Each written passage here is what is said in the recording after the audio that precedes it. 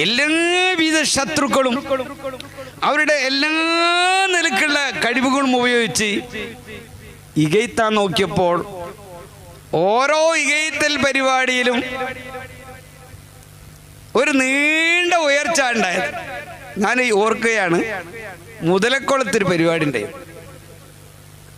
അന്ന് അവയിലത്തെ തങ്ങളുണ്ട്. അതുപോലെ അല്ലാഹു തആല തങ്ങളെ ദർജയേറ്റി കൊടുക്കട്ടെ. നമ്മുടെ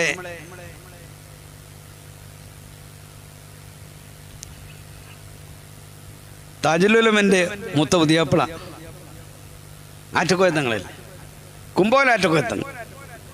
കുമ്പോലാറ്റക്കോയത്തങ്ങൾ പ്രസംഗത്ത് പറഞ്ഞു, AP എന്ന് പറഞ്ഞാൽ ഡബ്ബർ പന്ത് പോലെ അങ്ങോട്ട് ചവിട്ട് ചെല്ലും തോറും അതിങ്ങനെ പൊന്താണ്, ആക്ഷേപം ചെല്ലും തോറും പൊന്തൂന്ന് എന്ന മേനക്കാണ് അന്ന് ബഹുമാനപ്പെട്ട തങ്ങൾ പ്രസംഗിച്ച് ആ പ്രസംഗത്ത് പറഞ്ഞു.